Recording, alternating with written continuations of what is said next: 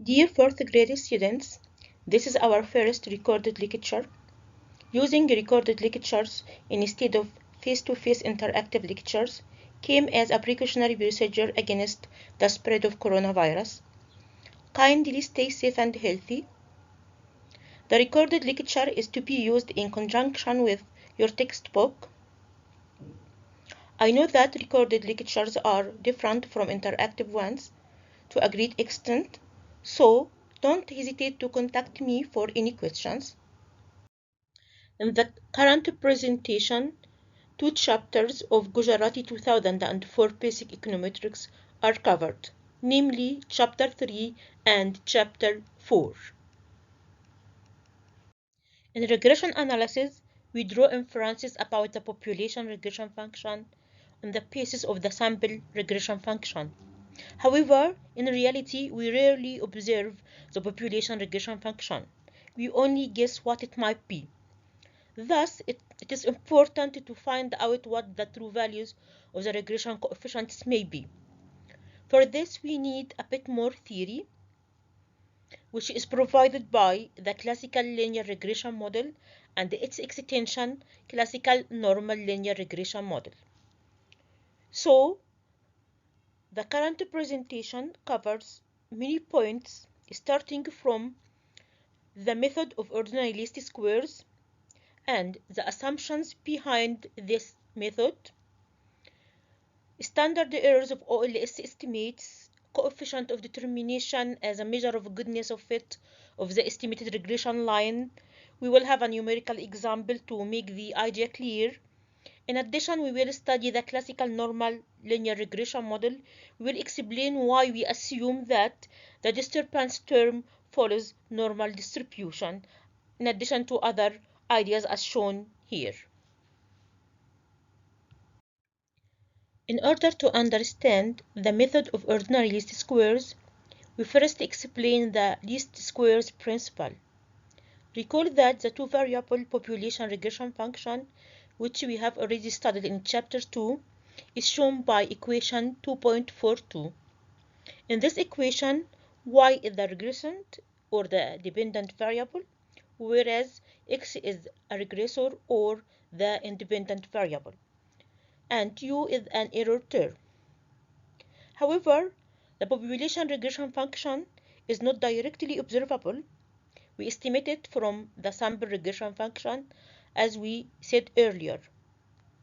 The sample regression function is shown by equations 2.62 and 2.63. But the question is, how is the sample regression function itself determined? To see this, let us proceed to the next slides. Now, let us rearrange equation 2.63 and introduce it as shown by equation 3.11. According to equation 3.1.1, the error term is the difference between the actual value of the dependent variable and its estimated or fitted value we obtain from the regression model. To obtain estimates for the regression coefficients, the unknown parameters, the method of OLS makes the sum of the squared errors as small as possible. Ideally, it makes this sum equal to 0.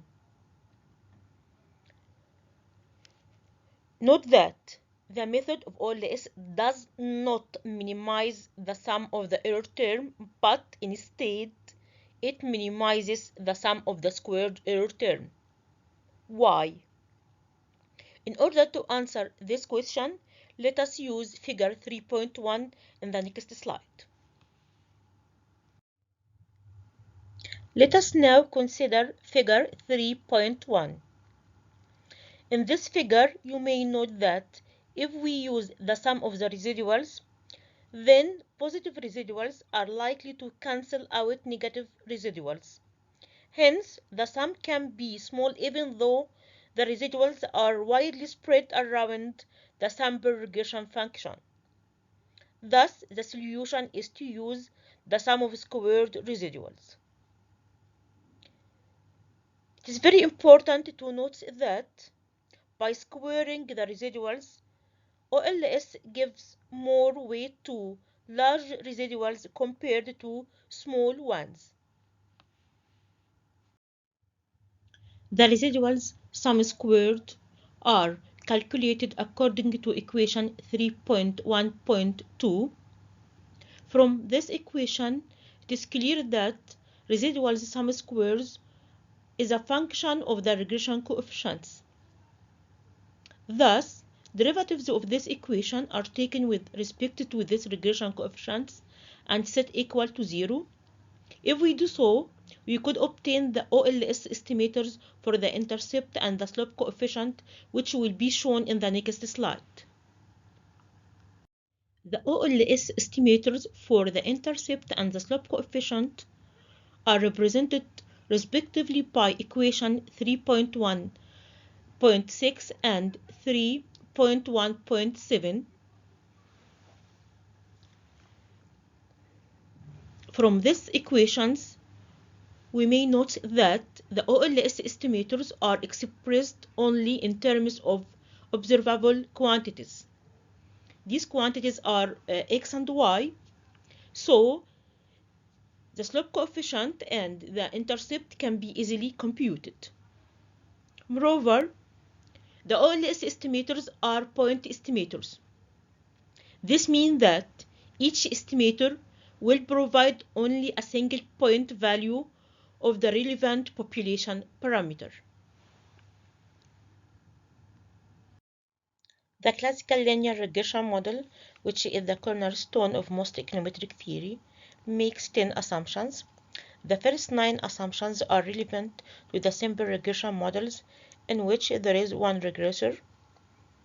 If assumption 10 is added, as we will see, then the model extends to multiple regression models in which there is more than one regressor. Assumption 1 states that the regression model is linear. By linearity, we mean that the model is linear in parameters. So, the model may be nonlinear in regressors, but it's still linear in parameters. According to assumption 2, the values of regressors are fixed in repeated sampling. In other words, these values are non-stochastic.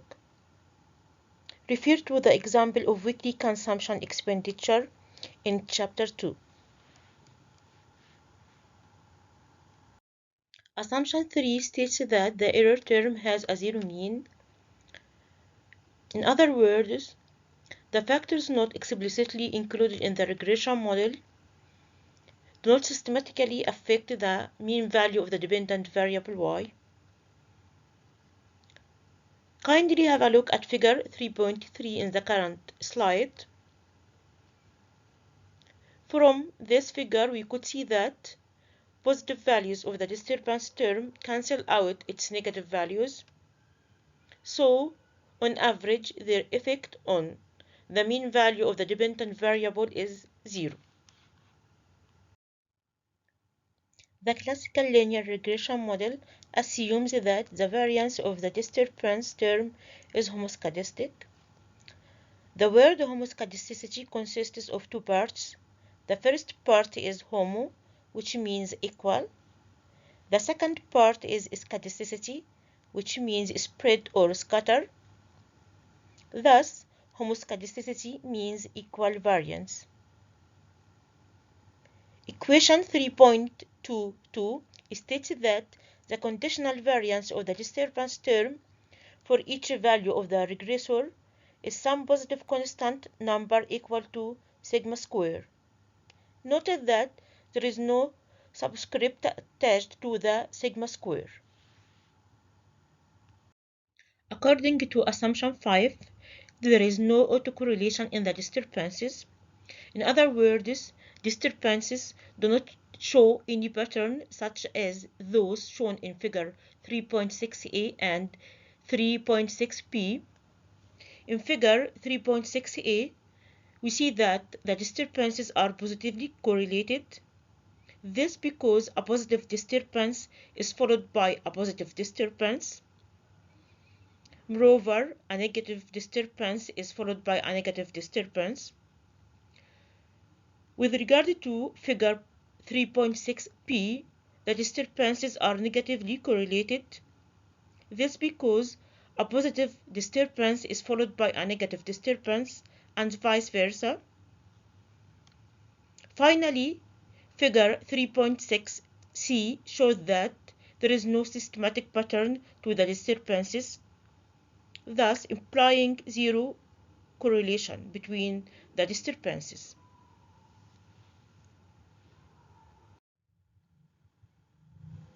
The error term and the regressors are assumed to have zero covariance. In other words, the error term and explanatory variables are uncorrelated. This assumption is very important because if they are correlated, we can't assess their individual effect on the dependent variable y. Assumption 7. The sample size has to be greater than the number of parameters to be estimated. In other words, the number of observations has to be greater than the number of regressors. Assumption 8 emphasizes the importance of having variability in x values. This means that the variance of x must be a finite positive number, not zero. To explain this point, let us have a look at the OLS estimators for the slope coefficient and the intercept, which are respectively shown by equations 3.16 and 3.17. In equation 3.16, if all the values of x are identical, then the denominator of 3.16 equation would equal to 0, and so it is not possible to compute the value of the slope coefficient and the intercept as well. Assumption 9 states that the regression model is correctly specified. In other words, correct variables are employed, correct functional form is used, and correct probabilistic assumptions about the error term are made. Recall that in chapter 1, we said that review of the theory and the literature is the starting point in any econometric study. This because the theory identifies the dependent and independent variables, the direction of the relationship between them, and whether it is a unidirectional or bidirectional relationship. Moreover, the theory sometimes imposes some restrictions on the magnitude of the estimated coefficients. For instance, the Keynesian theory states that the marginal propensity to consume is positive, but less than 1. In addition, the theory itself may inform us about the functional form relating dependent and independent variables. For instance, the cost theory you previously studied in microeconomics tells us that the average total cost of producing a certain product takes a U-shaped curve. Hence, it is appropriate to use a quadratic functional form to model the relationship between the average total cost and the level of production. In such a case, using a linear function is wrong.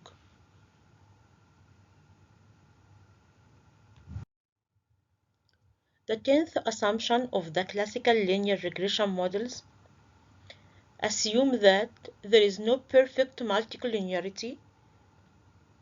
That is to say, there are no perfect linear relationships among the regressors.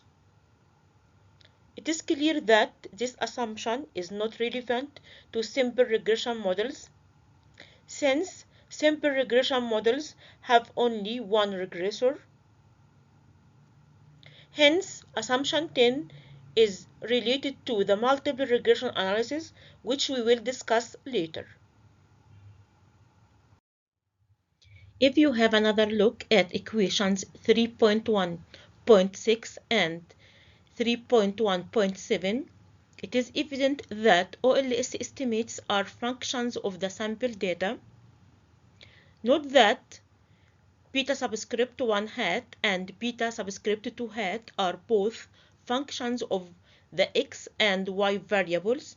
Therefore, they are random variables since their values vary from sample to sample. So what is needed is some measure of variability or precision of the estimators beta subscript 1 hat and beta subscript 2 hat. You already know from statistics that the variability of a random variable is measured by its variance or its square root, that is the standard deviation. In the regression context, the standard deviation of an estimator is termed as the standard error, but conceptually it is similar to the standard deviation. For the classical linear regression model, sigma square hat is an estimate of the variance sigma square of the variance of the error term. The formula used to compute this variance is shown in the next slide. The estimate of the variance of the error term is computed as shown by equation 3.3.5. According to this equation, this variance is computed as the sum of the squared residuals divided by the degrees of freedom. Degrees of freedom are computed as the sample size minus the number of regression parameters. For a simple regression model, the degrees of freedom equals n minus 2 since we have only an intercept and one regressor. The square root of the variance of this error term is called the standard error of the regression. It is simply the standard deviation of the y values about the estimated regression line. It is often used as a summary measure of goodness of fit of the estimated regression line. Note that the variance of the disturbance term is used to compute the standard error for the slope coefficient and the standard error for the intercept. Both standard errors for these estimated coefficients are shown in the next slide. The standard error of the estimated slope coefficient is presented by equation 3.3.2, whereas the standard error of the estimated intercept is given by equation 3.3.4. From the aforementioned two equations, in addition to equation 3.3.5 in the previous slide, we could say that there are three factors that affect the accuracy or the precision of the OLS estimates. These factors are sample size, variance of the disturbance term, and variability of the regressors. Having more data points means that having more observations improves accuracy of our estimates. In addition, if the variance of the disturbance term is small, this improves the accuracy of our estimates. Finally, the larger spread of the values of the explanatory variables improves the accuracy of OLS estimates.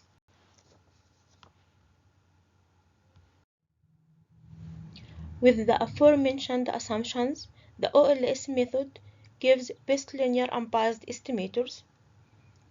Estimators are linear functions of the dependent variable y. In addition, these estimators are unbiased. This means that in repeated applications of the method, the estimators on average are equal to their true values. In addition, in the class of linear unbiased estimators, OLS estimators have the minimum variance. Accordingly, the true parameter value can be estimated with the least uncertainty. Note that an unbiased estimator with the least variance is termed as efficient estimator. Note that under these assumptions, and as we just said, the OLS estimators are described as best linear unbiased estimators, or as we abbreviate them as BLUE. This is the essence of the well-known Gauss-Markov theorem, which provides a theoretical justification for the method of least squares. Now let us consider the goodness of fit of the fitted regression line to a given data set. In other words, we are concerned with answering the following question: how well the sample regression line fits the data? A statistical measure that answers this question is termed as the coefficient of determination. The coefficient of determination gives the percentage of total variation in the dependent variable that is explained by the regressors. To see how to compute the coefficient of determination, let us define some concepts. These concepts are total sum of squares, explained sum of squares, and residual sum of squares. Total sum of squares is the total variation of the actual y values about their sample mean, whereas explained sum of squares is the variation of the estimated y values about their mean. Finally, residual sum of squares is the unexplained variation of the y values about the regression line. Now we will see how to compute R square. Now we could say that the total sum of squares equals the sum of explained sum of squares plus the residual sum of squares, as shown by equation 3.53. According to this equation, the total variation in the observed y values around their mean values can be partitioned into two parts. The first part is attributable to the regression line. In contrast, the second part is attributable to other forces. We call it random forces. This is because not all actual y observations lie on the fitted line. Now, we could say that the coefficient of determination equals the explained sum of squares divided by total sum of squares. Or we could say in a different way, the coefficient of determination equals 1 minus residual sum of squares divided by total sum of squares. To conclude, the coefficient of determination is an overall measure of goodness of fit of the estimated regression line. Its value ranges between 0 as a no fit, it means that the line doesn't fit the data at all, and at most its value reaches 1 when the regression line perfectly fits the data. Now let us consider a numerical example for a simple regression model. Table 3.2 provides hypothetical data on weekly family income and weekly family consumption expenditure for a sample of 10 families. Both variables are measured in real US dollars. The OLS method is used to estimate a simple regression equation showing the relationship between these two variables. Table 2.4 in your textbook gives the estimates of the regression coefficients, their standard errors, the coefficient of determination, etc. Obtained calculations are shown in the next slide. The estimated slope coefficient is 0.509. The slope coefficient shows that within the sample range of family income between $80 and $260 per week, As family income increases, say by $1, the estimated increase in the average weekly consumption expenditure is around 51 cents. The estimated value of the intercept is around $24.45. This value indicates that the average level of weekly consumption expenditure when weekly income is zero is $24.45. Such a mechanical interpretation of the intercept term is not always meaningful. However, in the example under consideration, it can be argued that a family without any income, say for example because of unemployment, might maintain some minimum level of consumption expenditure either by borrowing from others or this saving. Maybe it is best to interpret the intercept term as the average effect on y of all other variables which are omitted from the regression model. The coefficient of determination is around 0.96. It means that about 96% of variation in the weekly consumption expenditure is explained by income. Since coefficient of determination could be at most 1, the observed R-square tells us that the sample regression line fits the data very well. Note that the estimated standard errors of the regression coefficients will be interpreted later in Chapter 5. As mentioned earlier, the classical linear regression model makes 10 assumptions. However, it doesn't make any probabilistic assumptions regarding the disturbance term. All it assumes that the disturbances have zero mean and a finite constant variance and are not correlated.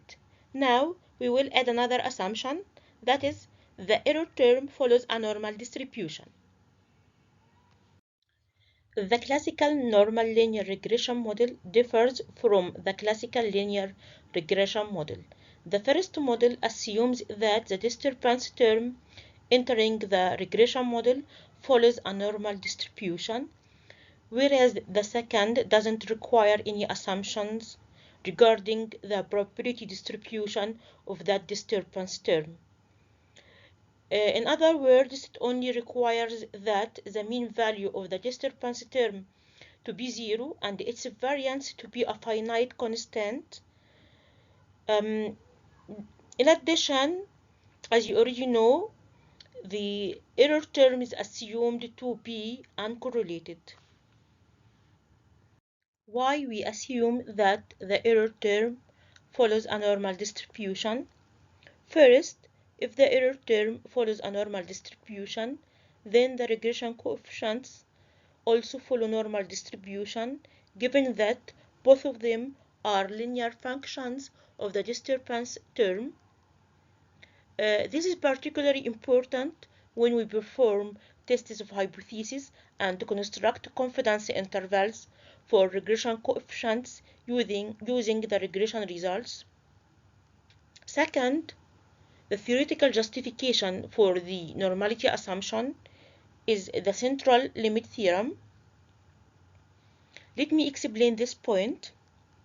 First, you know that the error term is composed of a number of neglected independent variables. These variables don't appear explicitly in the regression model.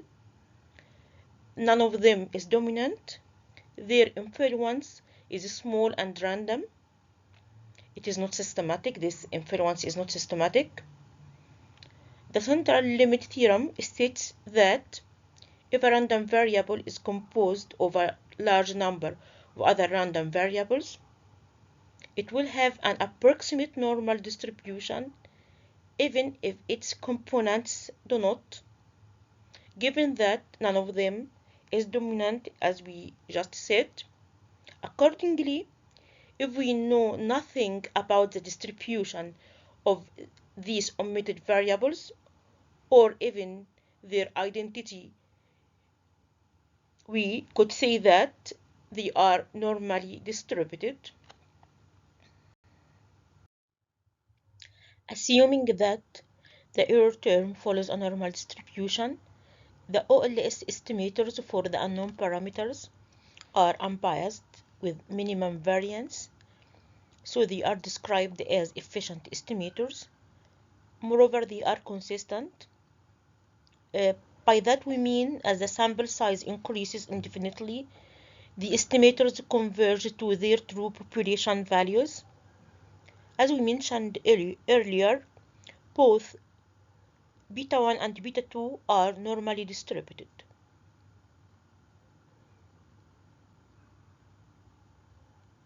To conclude, the basic framework for regression analysis is the classical linear regression model. Based upon the assumptions of the classical linear regression model, we could say that the OLS estimators take on certain properties summarized in the Gauss-Markov theorem. The precision or the accuracy of OLS estimators is measured by their standard errors. The overall goodness of fit of the regression model is measured by the coefficient of determination. The closer it is to 1, the better is the fit. Given the assumption that the disturbance term follows a normal distribution, each OLS estimator of regression coefficients is itself normally distributed. This is very important, as we mentioned earlier, because we can use the t-probability distribution rather than the normal distribution for statistical inferences. However, we have to remember that as the sample size increases, the t-distribution approaches the normal distribution. I would like to emphasize the fact that the knowledge that the OLS estimators are normally distributed is valuable in establishing confidence intervals and drawing statistical inferences. We will see this in next chapters. As we reach to the end of our lecture, I have to say thank you very much.